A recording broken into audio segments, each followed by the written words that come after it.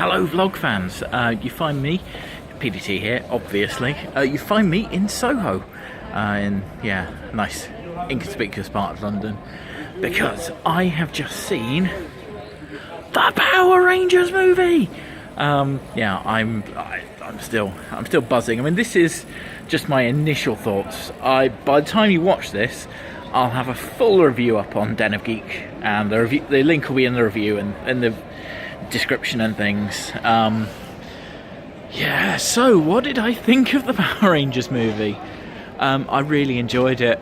I could have changed my mind by the time you see this, but I think my initial reaction is it's a 4-star film. Now, I know that to a certain extent, I'm always going to be biased towards it.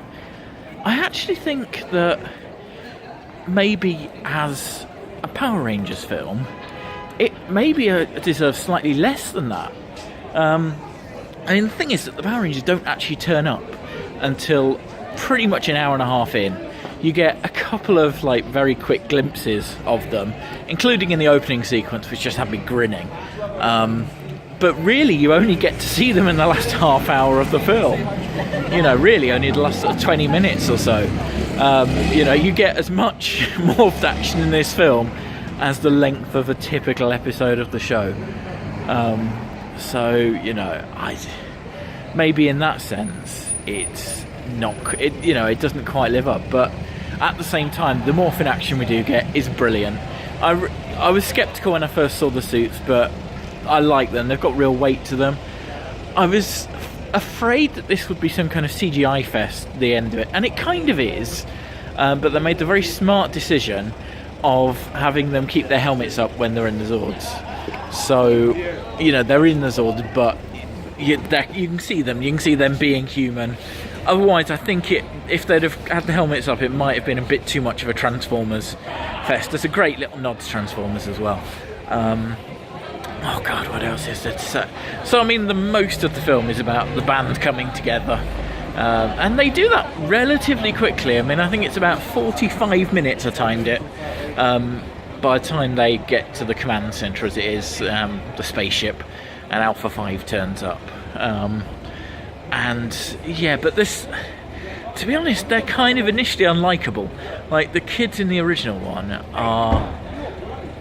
The kids in the original one, they're do-gooders, they're just they shine through as just nice people who you really want to get to know, even though you wouldn't really want to know them in real life. This, in some ways, apart from Billy, this kind of goes the other way.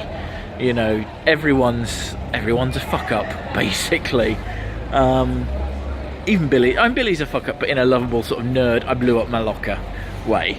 The rest of Trini and Zach are kind of actively unlikable for most of the first half of the film, and there's some clunky getting to sort of the team as a whole. But it basically comes down to a scene where they all sit around a campfire expositing about each other, but because all of the actors are so kind of likable, you just go, I like these guys. They're really nice. So I really liked that aspect of it, because the actors just really... the guy who plays Billy is the standout, but overall they're just a good cast. I want to see more adventures with this team. Bryan Cranston is great as Zordon, as great as a motion capture performance as a talking head can be. He's got a slightly different vibe. He's slightly more impatient, than the wise mentor of old, but he kind of shows himself. The weird thing is that they basically that him and Alpha basically disappear as soon as they become Power Rangers. It's a weird absence from the final act of the film. What else? I really like. I wasn't sure about the putties. Again, they're very sort of generic rock monsters, but when you see them in action, when you see them fighting them, it's great. The Megazord is still a bit bland. It just is bland. But the actual Zord action themselves, they're nicely kind of coloured. Again, it makes it just a little bit better than the Transformers stuff. I'd say in terms of how sort of coherent the CGI fest is, it's less interesting than Transformers, No, sorry, more interesting than Transformers, less interesting than, say, the Avengers. Elizabeth Banks is in it. She's genuinely scary. Like, for the first half of the... people have said she kind of goes very campy. I don't think it's that campy, but certainly she's having fun, definitely. What else can I tell you? I mean, look, I do a podcast now, Ranger Pod, and we'll be doing a full spoilery chat about that on, I think it's going to be out sometime early next week. But yeah, I think that's pretty much out of the... Oh, and Bill Hader as Alpha. Alpha 5 is kind of annoying, but then Alpha 5 was always kind of annoying, so look, I'd recommend going to see it. I think even if you're not necessarily a Power Ranger fan, I think they're such a nice cast, they're such a likeable cast.